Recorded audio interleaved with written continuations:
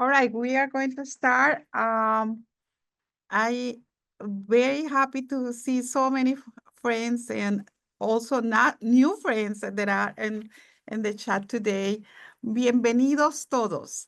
Bienvenidos todos to the webinar. I'm Rosalia Fajardo, Director of Disability, Equity, and Strategic mm, Partnerships at Independence Center on Northern Virginia. Here with me today, I have Sherry Takemoto, Director of Disability, Equity, and Strategic Innovation, also at Independence Center, and our DR, Lorena Granados, Disability Equity Outreach Coordinator, and half of the corazón of this project.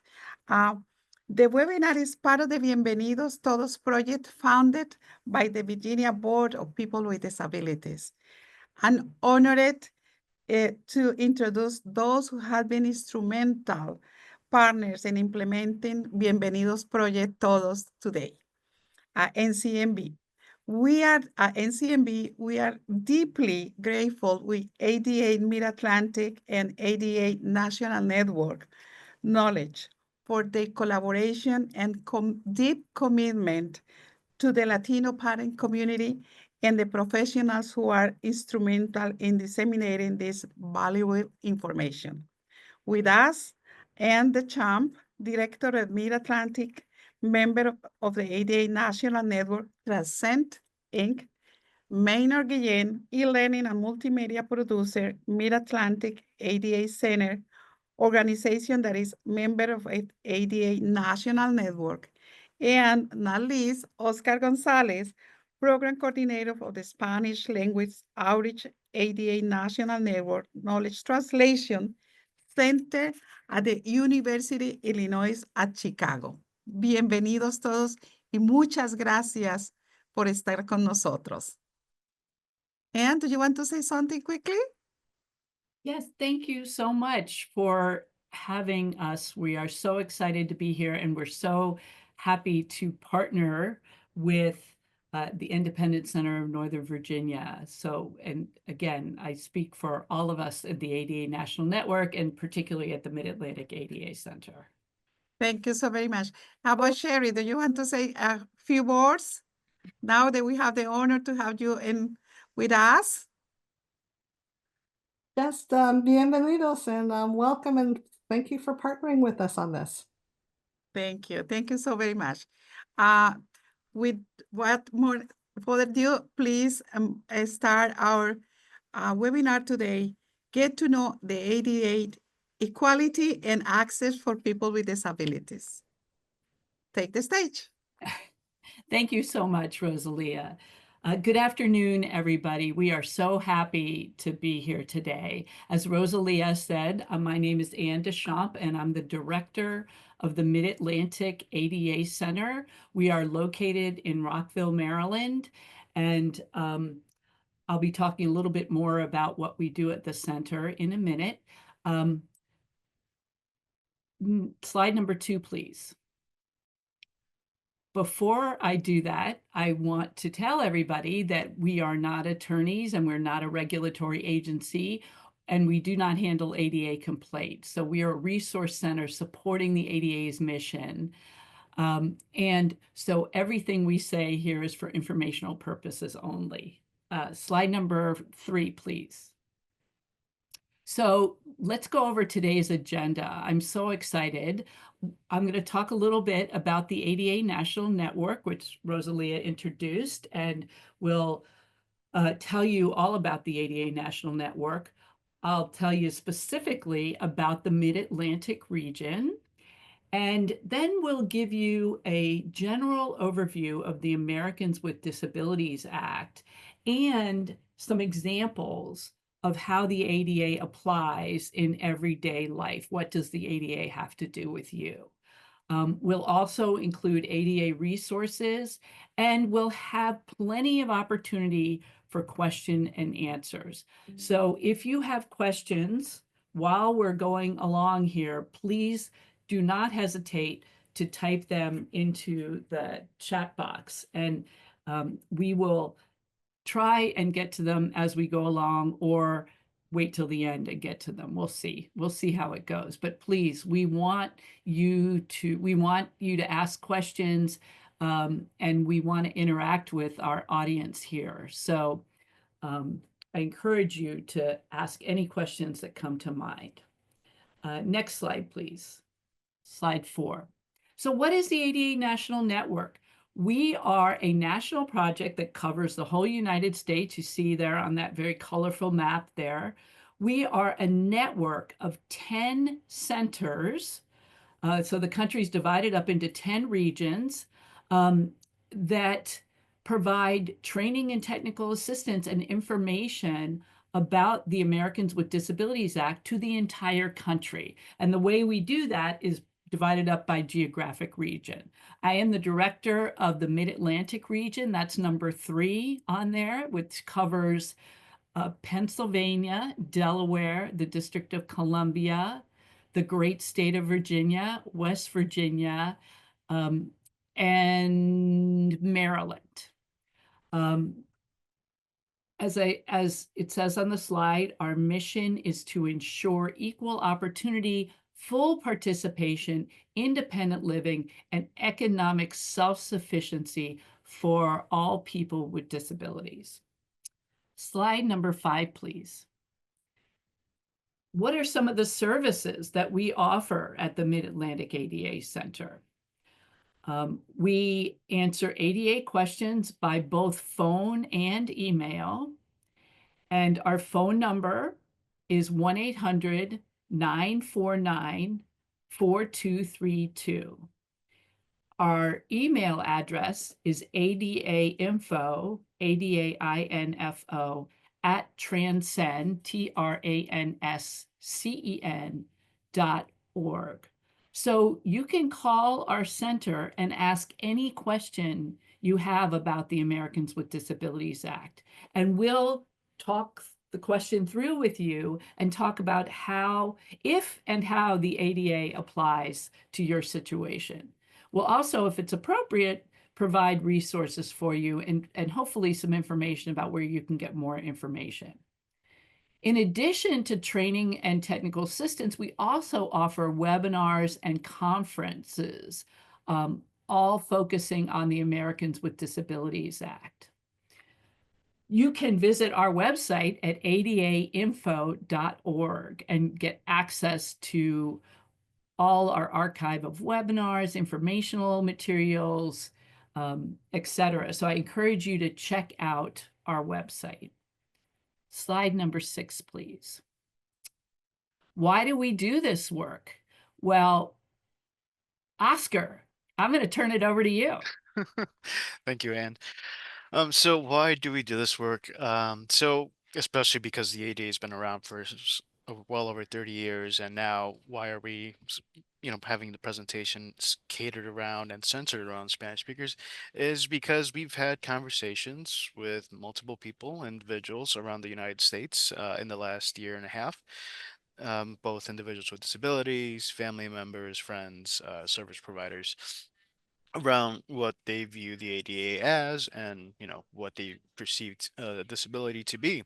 And so we realized during these conversations, and we found that a lot of people, all these individuals, have uh, limited access to information on the ADA, as well as limited services around the ADA. So, not knowing what your rights are, not knowing how to express your rights is a very important thing that we want to address. And so, primarily being because of barriers that we face in our community, especially when it comes to language. So, that's one of the things that we wanted to build with this program, is that for our community to be able to access the ADA information in their own language, and in their own cultural competency and nuances that come with the Spanish language, especially when we're looking at the ADA, because it's a legal law, so it's very complex. So we want to make sure that it's in basic information, and we want to dispel any myths, and dispel any mistrust that might come about from other conversations that you may have. But this is one of the main items as to why we are presenting this today and in Spanish. And so if you tune in later tonight, you'll receive the same information in Spanish too. All right, and then we got slide number 7, please. And so why are we focusing primarily on Spanish speakers when we have such a big cultural uh, communities here in the United States? So we have over 62 million individuals here in the United States, and this is, of course, is off the latest 2022 Census and American Community Survey. So there's been an increase in the last decade since the last community survey of about 23% of individuals that speak Spanish or are identified as Hispanic or Latino. And so at the same time, when we're looking at figures from the CDC, they mentioned that the possibility of having 1 in 4 individuals have a disability. So when we take that into account, we're looking at over 5 million individuals that have disabilities in our community. Of course, these are just figures from people that identified as having being Latino and having a disability in the American Community Survey. So we still don't really know the full amount for, especially for those individuals that are undocumented and did not want to identify about their current status. So those figures are maybe higher, but from those identified, we have over 5 million individuals who have a disability here in the United States. And of course, because of our community, a lot of it is immigrant based. So they face a lot of barriers and misrepresentation when it comes to accessing services. So we want to be able to kind of address the barriers that they identify. And here we have some examples of what they mentioned being the biggest barriers when it comes to accessing not just information on the ADA, but just general information and resources that would be beneficial for them. Based on civil rights. And so now Mina will talk a little bit to us more on slide number 8.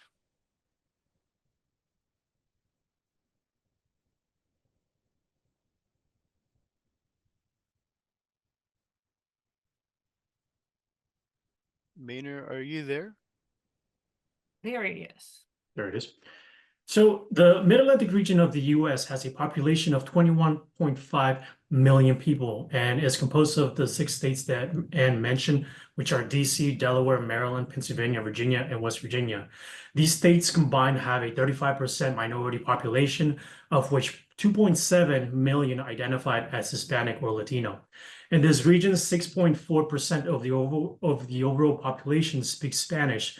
And Pennsylvania is the largest state in the Mid-Atlantic region, has the largest population at almost 13 million, and houses the largest group of Spanish speakers at 1 million.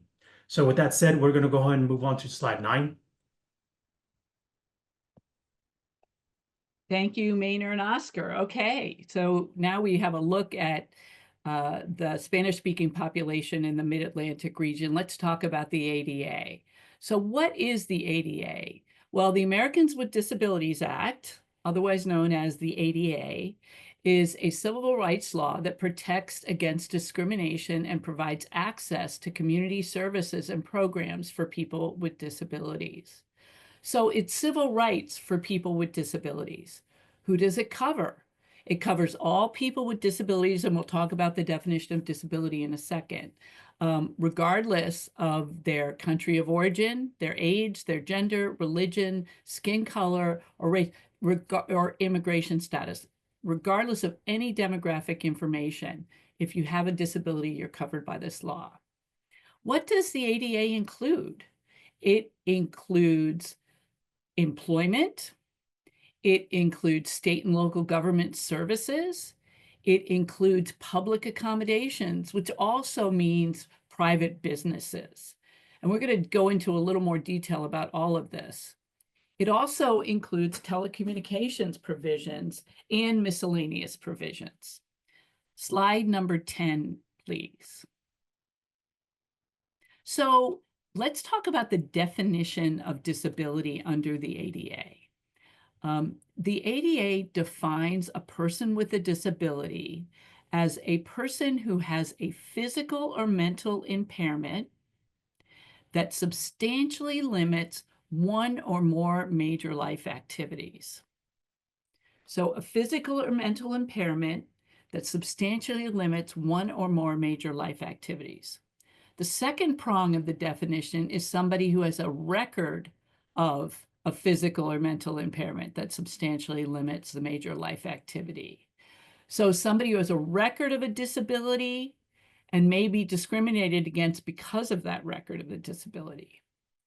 And the third prong is somebody who is perceived by others as having such an impairment, such as a person who has scars from severe burn, but really doesn't. They're not significantly limited in their ability to perform a major life activity, but they're treated as though they are. And that is a form of discrimination. If a person falls into any of these categories, the ADA protects them. Since the ADA is a law and it's a civil rights law, it's not a benefits program. There's no money attached to it. Coverage does not need to be applied for. So it's not like Social Security benefits where you apply for coverage or any other benefit program. If you are a person with a disability, according to the definition, you are covered by the law. Next slide, please, slide 11. So let's look a little bit more in depth at the definition of disability. Remember, I said that it is a person with a physical or mental impairment, so some sort of condition that substantially limits their ability to perform a major life activity. Major life activities include everyday actions and internal body processes. Examples include actions like eating, sleeping, speaking, breathing, movements like walking, standing, lifting, bending, cognitive functions like thinking and concentrating, sensory functions like seeing and hearing, tasks like working, reading, learning, and communicating, and bodily functions like circulation, reproduction, and individual organs, and whatever that organ does. So these are an example of major life activities and bodily functions. Next slide, please. So if you're substantially limited in any of those, you're covered by the ADA. Oscar, Maynard, let's talk about some more examples of disabilities. Yes, thank you, Anne. So we have two different categories, as we mentioned, that the ADA covers people with both physical and mental conditions. So that could be include anything that's visible or invisible. So visible are conditions that can be, very readily visible and apparent in an individual with a disability. And then we have examples such as visual conditions, so individuals that are blind or have limited eyesight.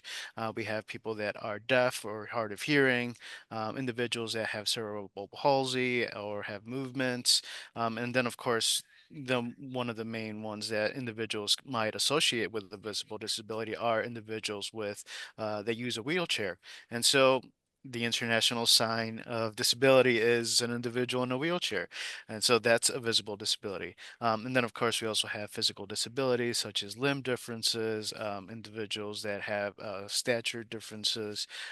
So those are all examples of visible disabilities. It doesn't exactly mean that it has to be one of these because the ADA is broad and it covers plenty of conditions, but these are just some of what could be. And now Maynard is going to talk to us a little bit more about, the disabilities that are a little bit more difficult to see, or we can call them invisible disabilities.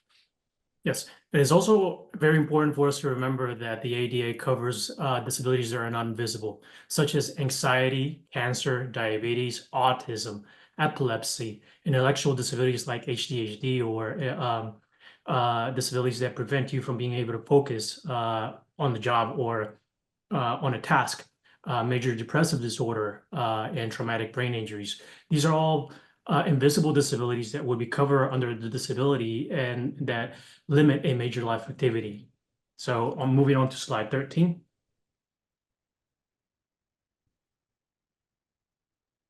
Okay, so now that we have an understanding, thank you, Maynard and Oscar, of what a person with a disability is, let's dive into what the law says. So it starts with the employment provision. And the main focus of the employment provisions is the workplace. And the law says that people with disabilities are entitled to reasonable accommodations and non-discrimination in the workplace. We'll give you some examples of those in a sec. Title II, or state and local government public services, says that people with disabilities are entitled to equal access to public services. In other words, equal access to transportation or any state and local government programs for individuals with disabilities.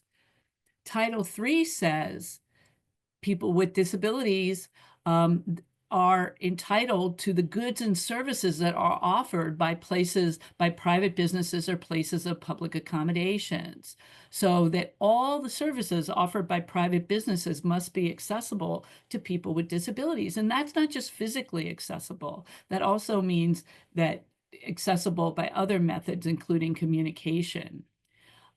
Title IV is a telecommunications provision, and these are the requirements for accessible telecommunications services for people with disabilities, including devices and services for effective communication. Slide 14, please.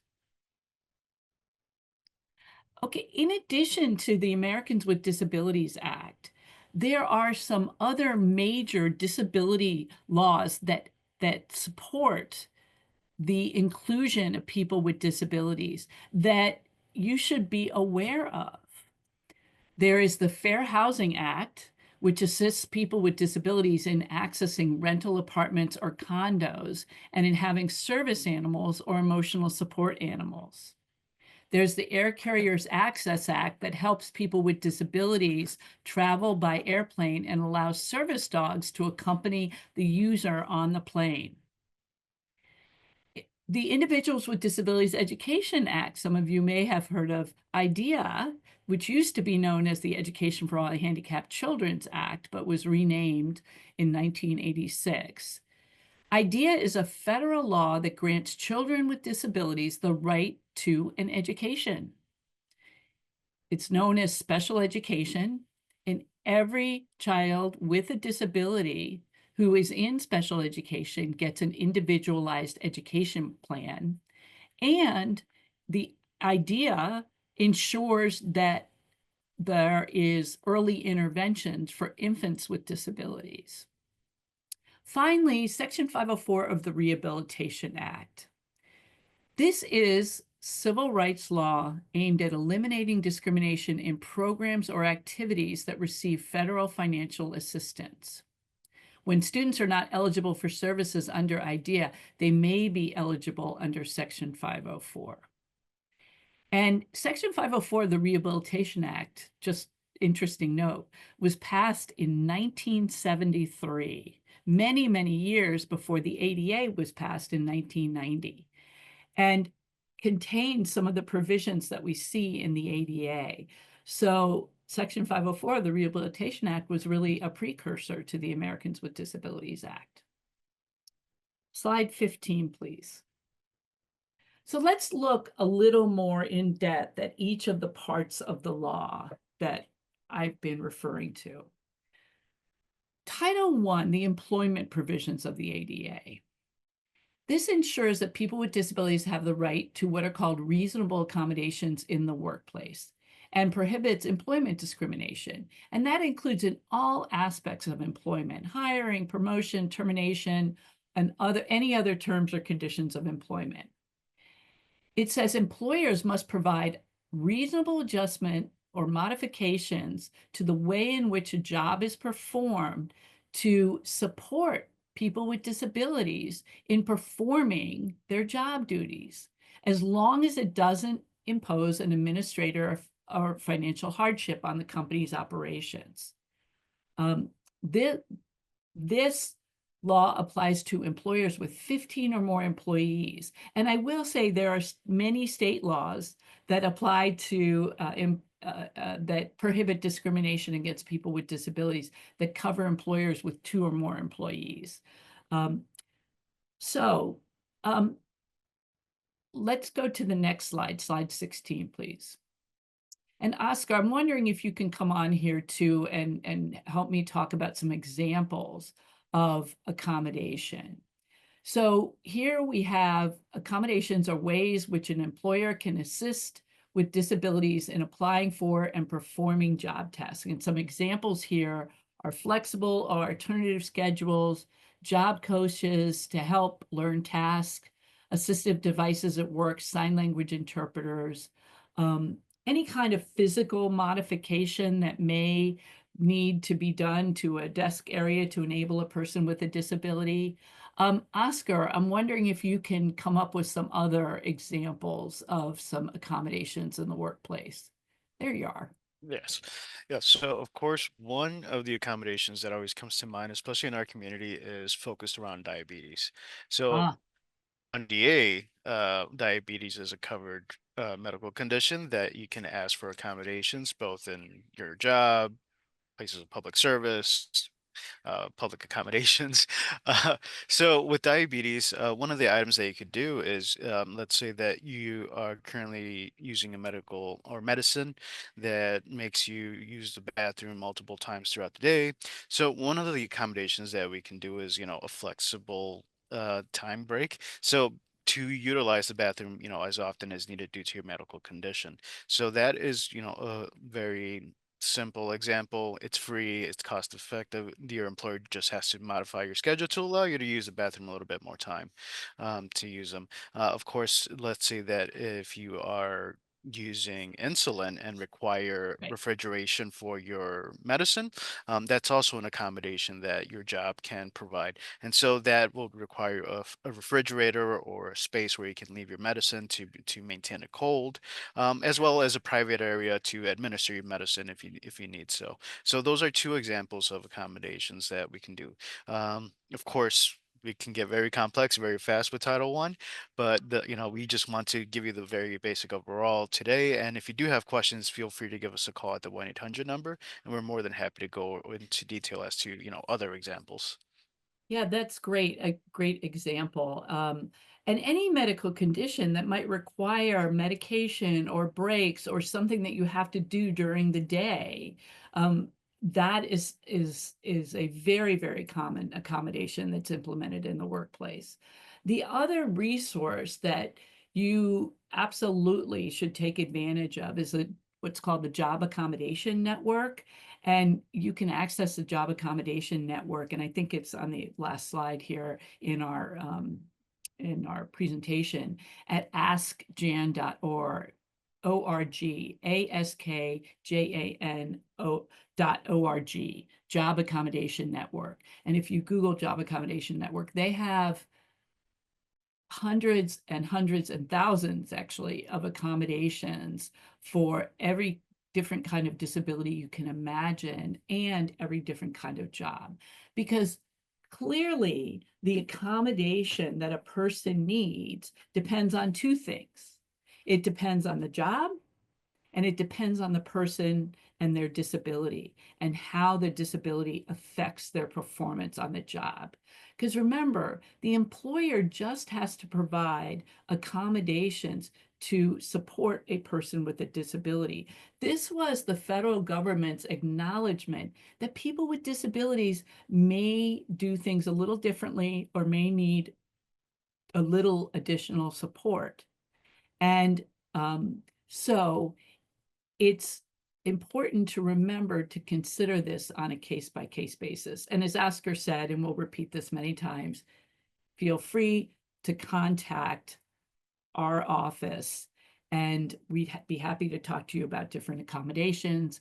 And also, the Job Accommodation Network is an excellent resource. Okay, slide 17, please.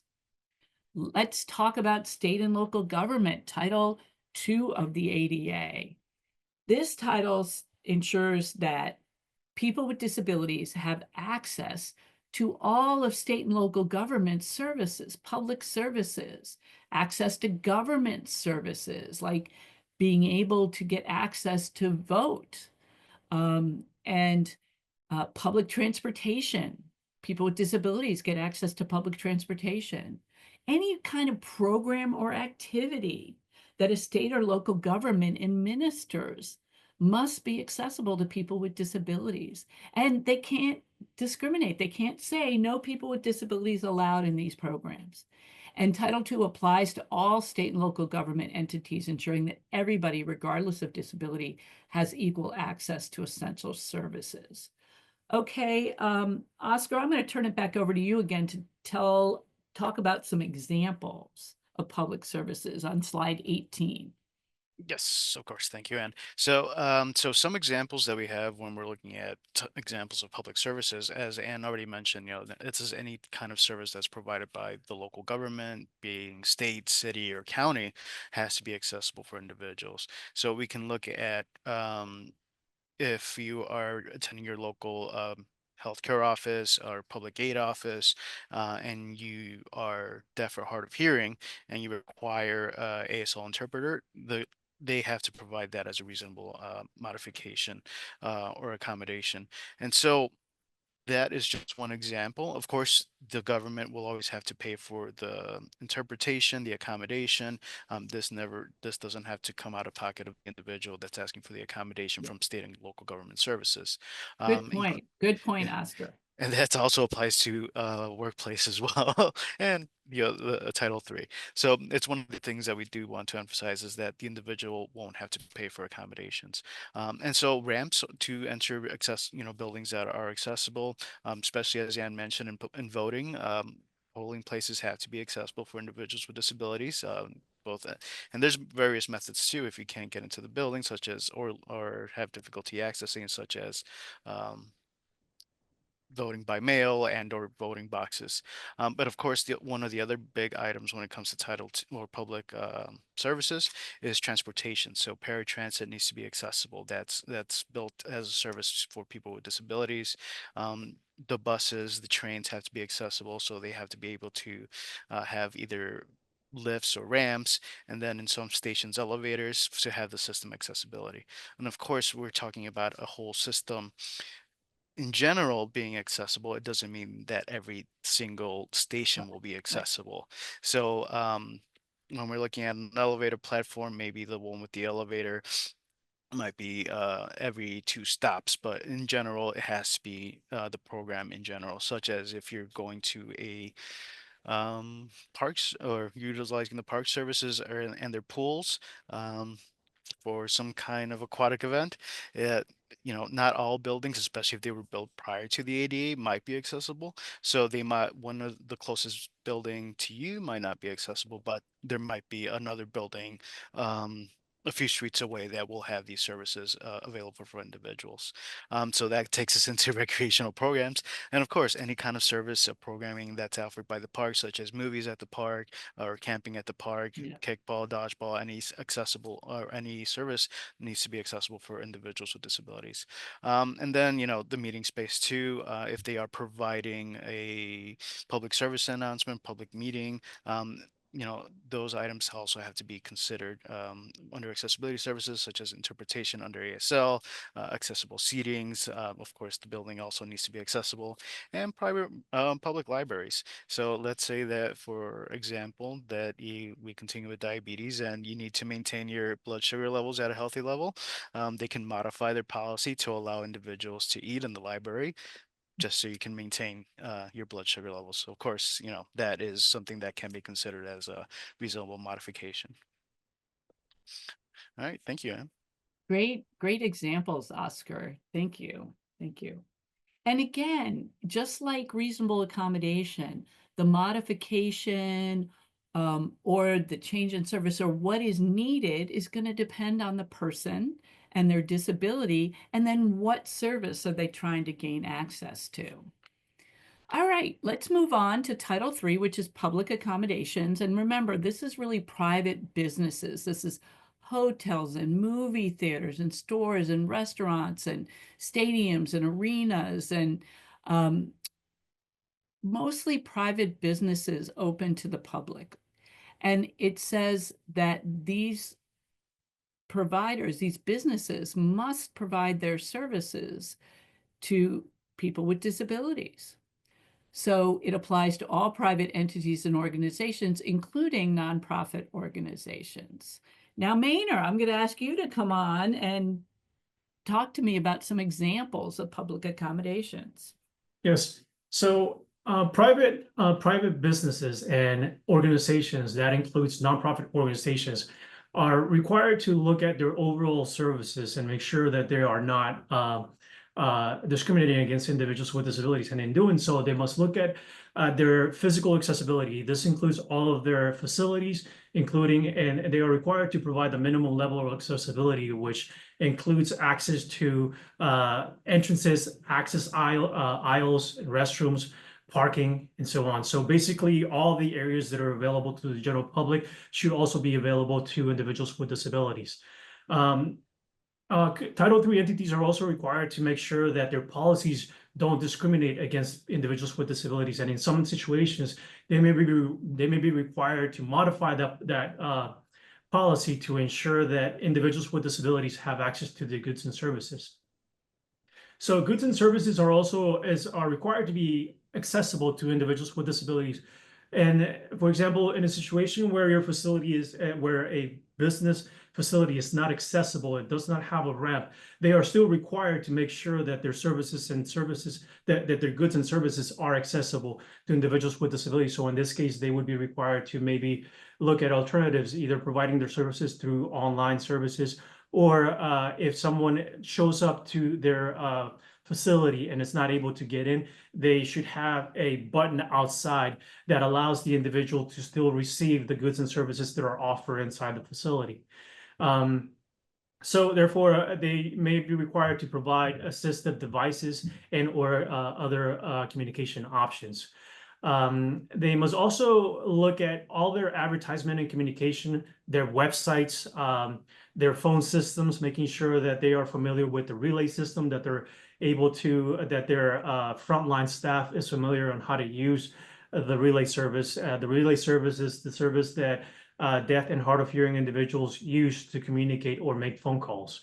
They're also the website is required to meet the minimum accessibility guidelines to make sure that people with disabilities are able to navigate the website, and that includes text magnification, color contrast. So there are various things to make sure that you stay within compliance within the ADA, and also the Title III organizations are prohibited from discriminating against individuals with disabilities, so therefore they're required to prohibit discrimination in all of their practices. So with that said, we're going to go ahead and move on to slide 21. Okay, let's look at the telecommunication provisions. The telecommunication provisions, thanks, Maynard, Title IV on slide 21 ensures that individuals with disabilities have access to telecommunication services. And this includes telecommunication service requirements that telecommunication providers must offer accessible services for individuals with hearing or speech disabilities. It also includes communication devices, the provision of devices such as the text telephone and the relay services to help facilitate communication. Slide 22, please. Let's talk a little bit about association with an individual with a disability. The Americans with Disabilities Act also protects individuals from discrimination for being close to somebody with a disability, such as their child, parent, spouse, or someone they know. Only qualified applicants and employees with disabilities are entitled to reasonable accommodations at work. For example, the ADA would not require an employer to modify their leave policy for an employee who needs time off to care for a child with a disability. So the association provisions really apply in limited situations, and people who have an association with a person with a disability aren't entitled to reasonable accommodation because that is just for qualified people with disabilities. Slide 23, please. Let's talk a little bit about retaliation and the ADA.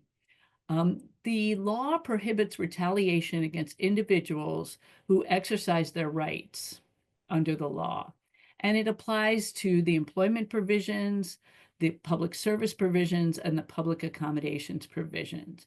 So in other words, under employment, any kind of adverse action against employees who request an accommodation or file discrimination complaints, or if they get laid off or have a reduction of hours after requesting accommodation. It's basically you can't take action, negative action against an employee because they're exercising their rights under the ADA. In addition, under the public services provision, you can't take action against individuals who report lack of accessibility in government services. Again, they're saying, I want access to these services and they're not accessible. You can't take action against them. Denying services or assistance to somebody who has filed a discrimination complaint. This is illegal. And same applies to public accommodations. Any negative action toward individuals who exercise their right to access public goods and services. For example, like denying serving a customer who reports the lack of accessibility, so taking action against them. Maynard and Oscar, do you want to talk a little bit more about retaliation? So yes, we're gonna provide an example of what retaliation looks like. So in the first scenario, we have Maria, who works as an administrative assistant in a corporation. She has a disability that requires her to take periodic breaks to manage her condition. Maria requests a reasonable accommodation under the ADA to adjust her break schedule. Her employer grants the accommodation, but soon begins to treat her differently. All right, thank you, Maynard, for that example. And so this is an example when we're looking at it in an employment situation. So of course, this retaliation applies to all the other areas of the ADA, but we've mainly just been focusing to the main areas that our community has discussed interest in, which is employment, state and local government services, and again, places of public accommodation. So to continue on with this example, so after Maria, she got her accommodation approved, and so the supervisor is kind of giving her negative evaluations, saying, the performance isn't exactly the greatest that it is, but at the same time, her work has maintained the same quality and standard, the same productivity that she had before she asked for an accommodation. So because everything has been maintained the same, and now she's getting negative remarks, so that can be counted as retaliation for her having to exercise their right to an accommodation as an individual with a disability.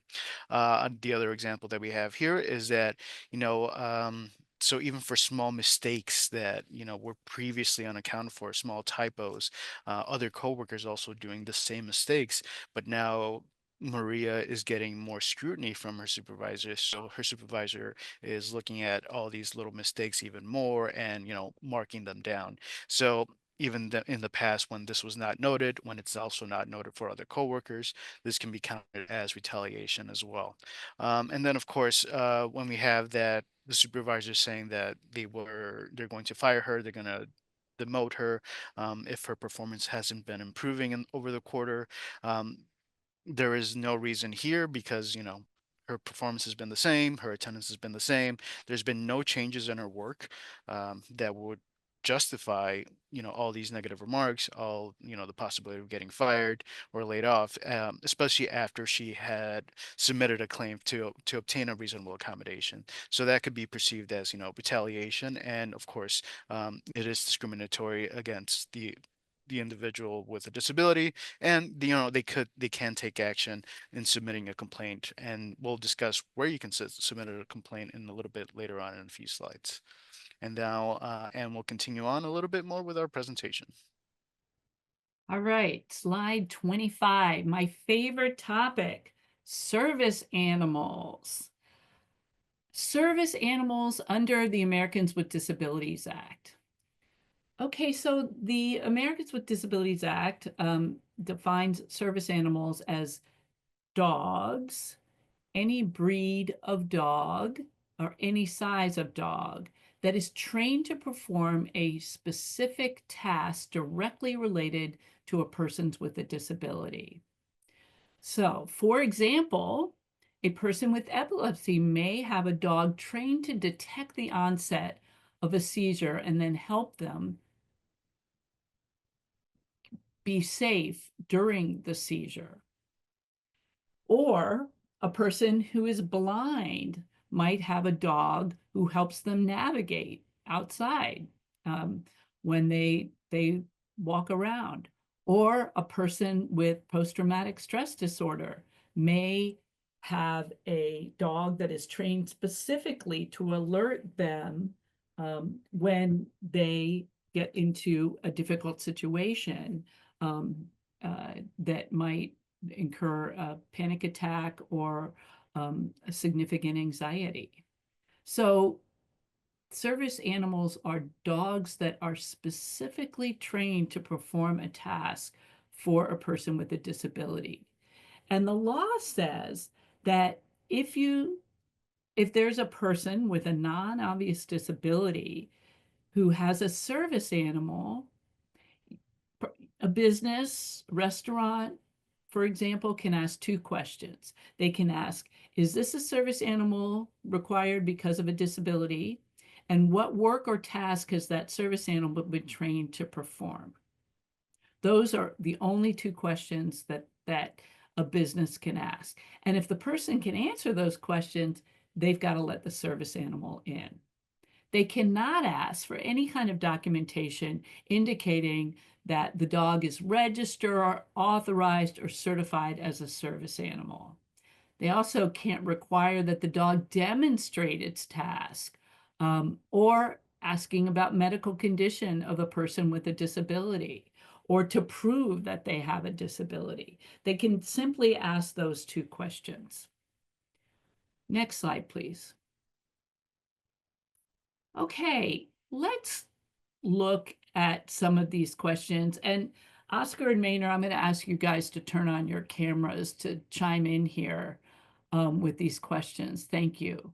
So, questions that the community may ask.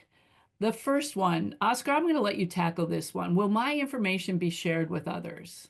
Yeah, so one of the common questions that we receive when we, provide them our number, especially that they see that, we're 10 regional centers all over the United States, is will you provide my, information to others, especially when they're asking about complaints that they want to do, file a suit of discrimination.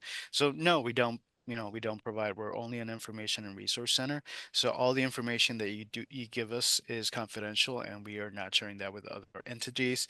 We will provide you the resources as to where you may go to obtain, said services that you are looking for, but we will not be sharing your details with them. So, we're here to help, but we are not an advocacy organization or a legal organization, so we can't actively participate in your complaints. Thanks, Oscar. Will my data be provided to the government? Maynard, do you want to take that one?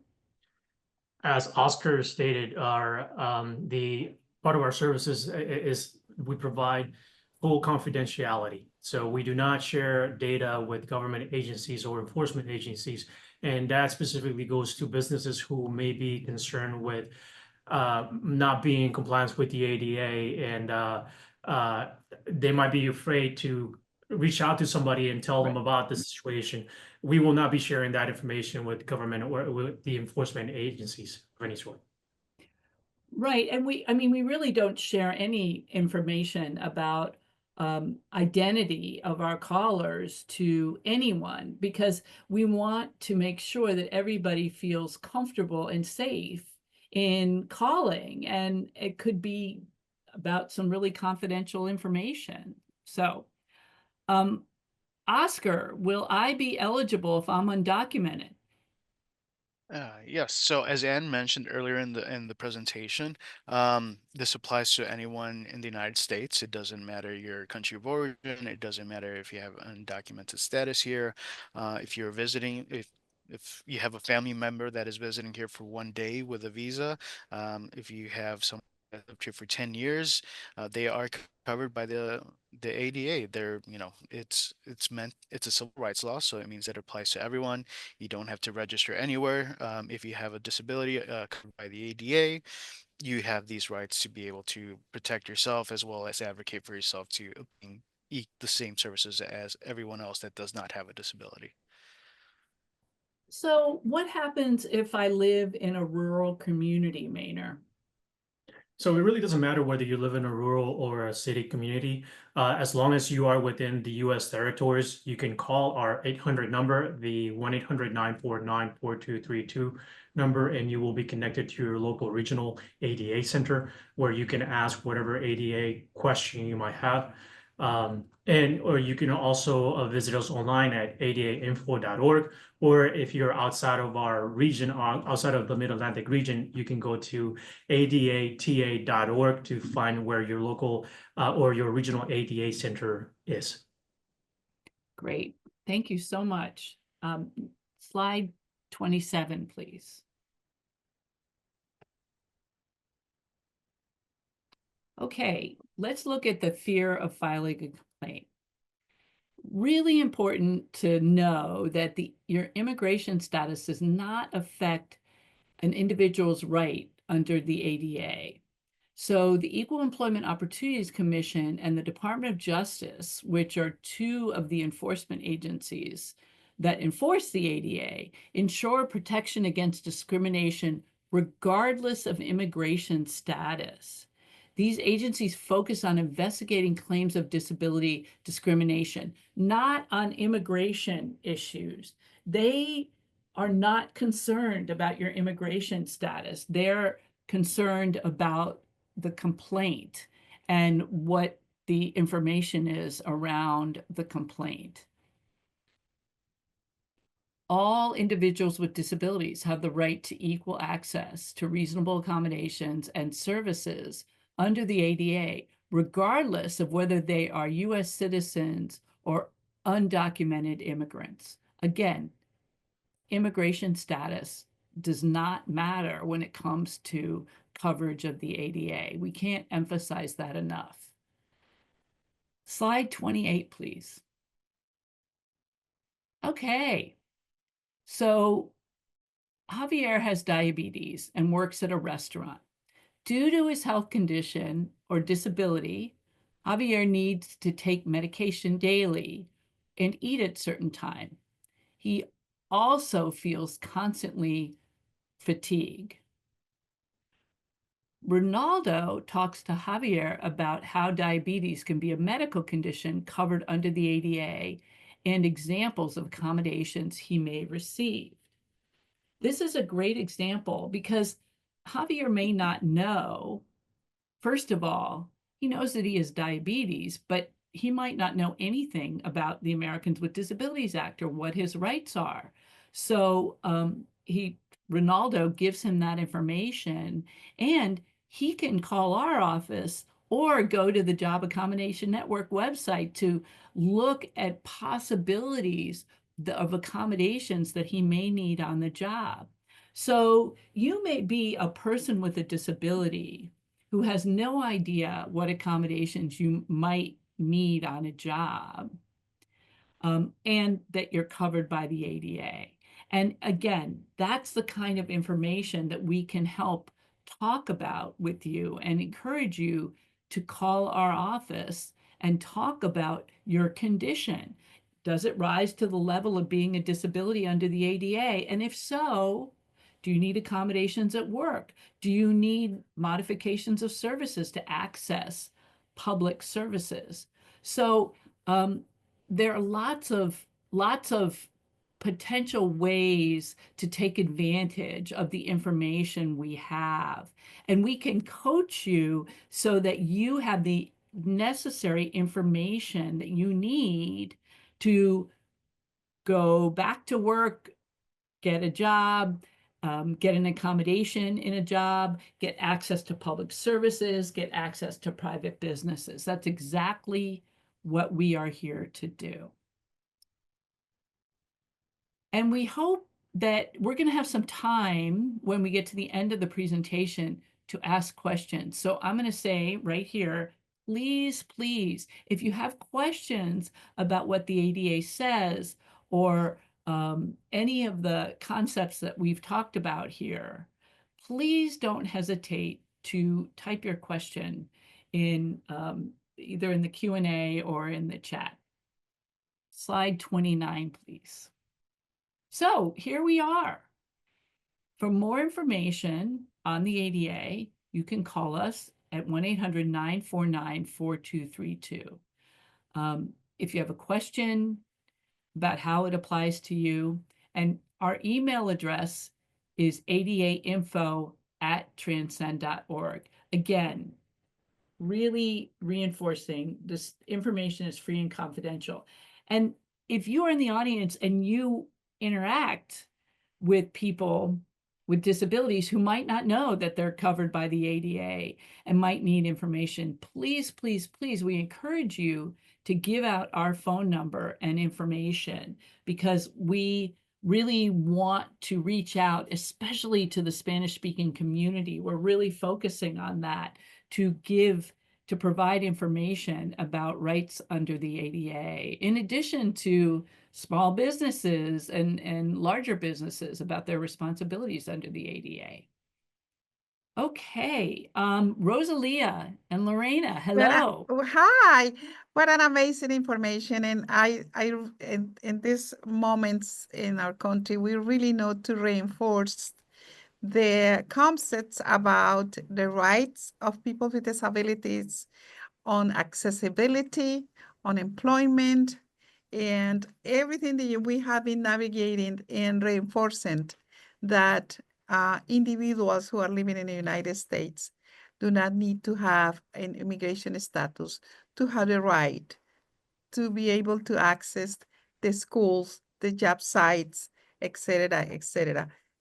I always am amazed about the amount of knowledge that we get every time. I never get tired of learning. No me canso nunca. And especially learning from the experts and from colleagues and friends that I know are committed to help our Latino community outside. We need to take a couple seconds or a minute to our survey. I don't know if we have questions in our chat. So I Yes, it can looks like see, we have one question. I Okay. see that, Maynard. Does the ADA cover miniature horses as service animals? And the answer to that is yes. There may be a circumstance, and I say there may be a circumstance, where somebody has a service animal that is a miniature horse, and they are covered by the ADA. That is the only animal that is not a dog that can be considered a service animal.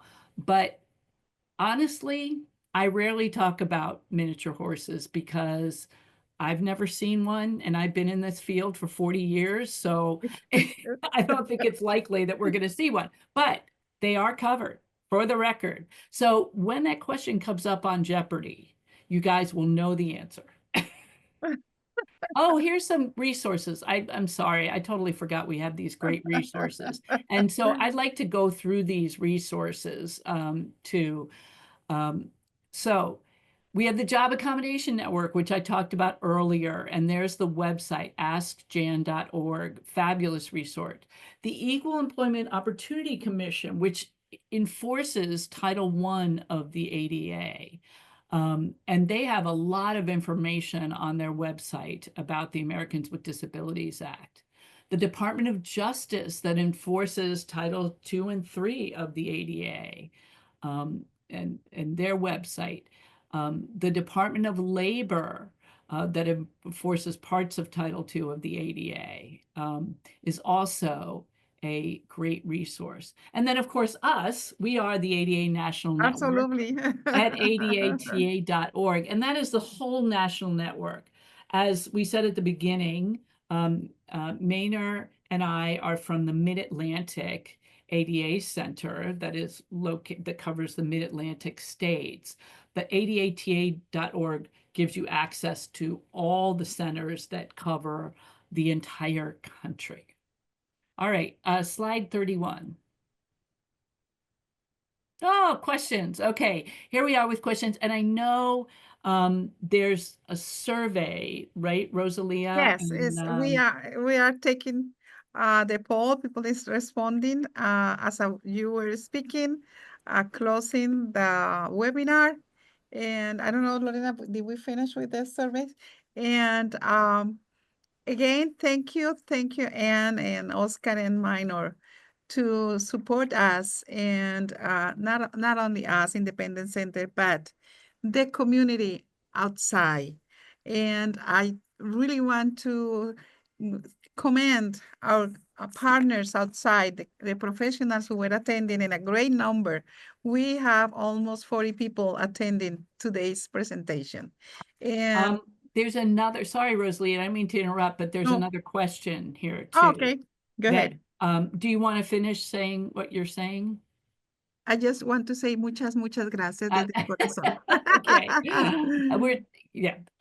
We love We just working want to with say you. the last thing is to thank the Virginia Board of People with Disabilities, because the funding, we were able to do these webinars, starting with you, our greatest partners of the life, and we will continue all the year until May, presenting different themes on special education and disability rights all year long.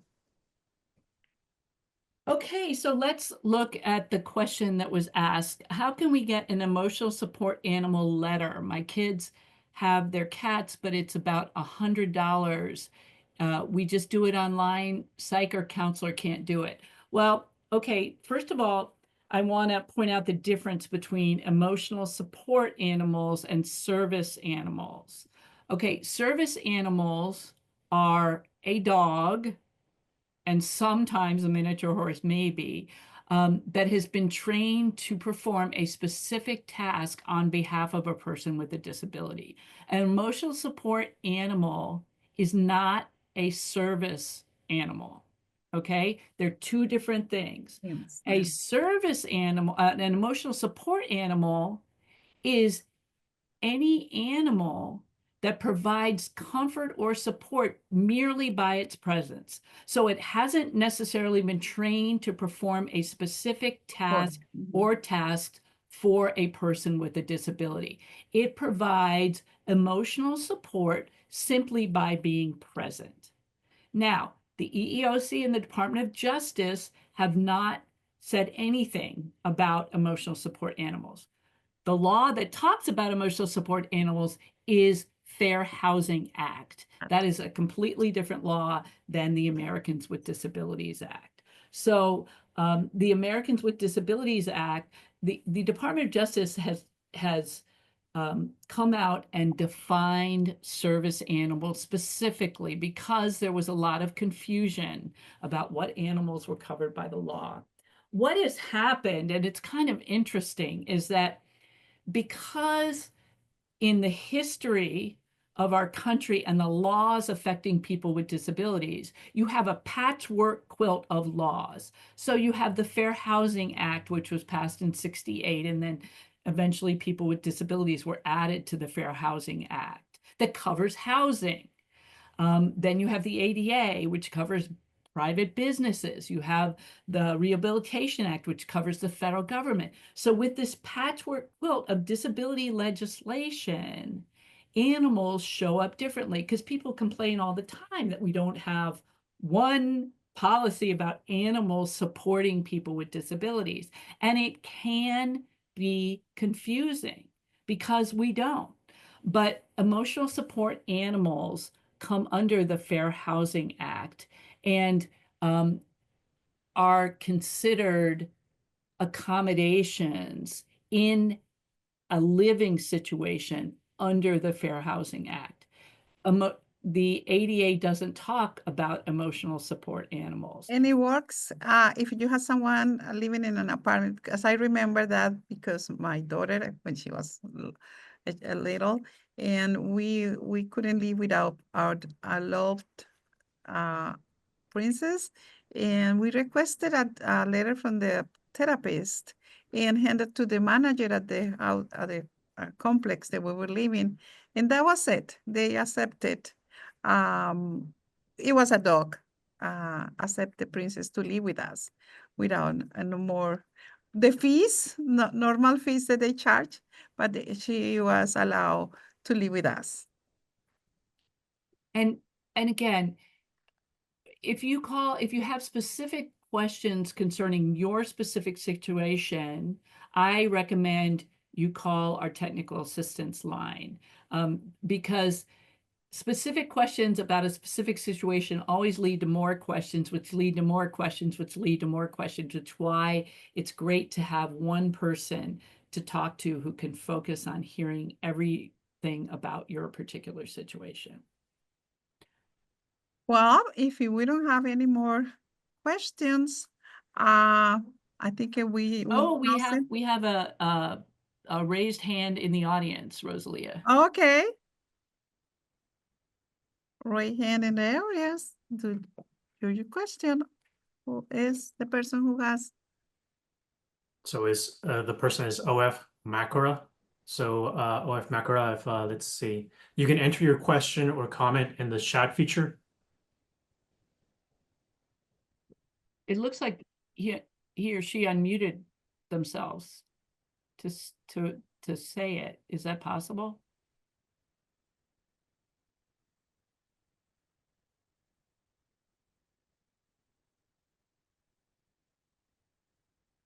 They can speak. They can speak. The person can speak now. Yeah, can emotional, oh, great question. Here's another question, and I'm not sure if it's OF's question or not. Can emotional support animals and or service animals be any breed of dog? Do restrictions that apartment building put on dog breeds like pit bulls affect that? For service animals, Department of Justice has said unequivocally they can be any breed of dog. So that's the answer about service animal. Again, the Department of Justice has not addressed service animals. So, I mean, emotional support animals, I apologize. So ESAs, emotional support animals, the Department of Justice has not come out and made any kind of statement about that. But service animals can be any breed of dog. And remember, when you're talking about apartments, you're talking about housing. So that's going to be a Fair Housing Act. Fair Housing question. Act. Yeah. And again, feel free to call our office to talk about ADA questions. We are not Fair Housing Act experts. However, the people who respond to our technical assistance questions know a lot about fair housing. In fact, more than I do about fair housing. So they can, well, because there's no Fair Housing Act Information Center. So it's hard to get answers to those questions. So we try as best we can to answer Yes, those we can. questions. Okay. And you can't expect the average person with a disability to be able to separate out what law applies to their situation. So we try to provide all the information, whether it's ADA or not. Well, I think we can close if we don't have any more questions. And I would just like to remind our audience that if you have any questions regarding the Americans with Disabilities Act, to contact us at 1-800-949-4232 or visit us online at adainfo.org. And if you're outside of our region, visit adata.org to locate your regional ADA center. And I really want to thank you again. Muchas gracias, merci beaucoup for all these wonderful webinars that you have been helping us to give and provide information to the community. And I will see you, Oscar and Minor, tonight. And I just want to say, I would like to have you, but it's going to be in Espanol. And clearly I need to take some Spanish lessons so I can No, don't participate worry. as When well. you want to come, we're happy to have it. There is a very interesting charla in Espanol tonight. Thank you so very much.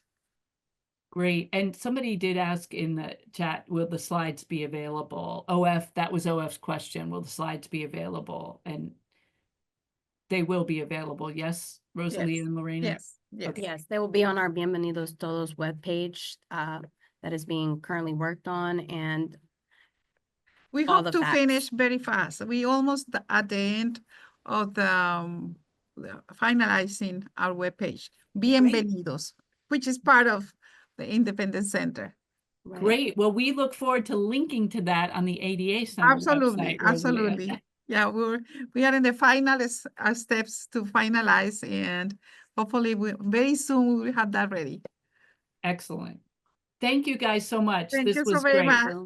Yeah, this has been my first step for my emotional recovery. I was devastated, but I need to continue. I need to continue. Thank you, everybody. Yeah. Okay, Have a good nos vemos. afternoon. Ciao. Thank you, everyone. Thank you all. Okay. Bye. Bye.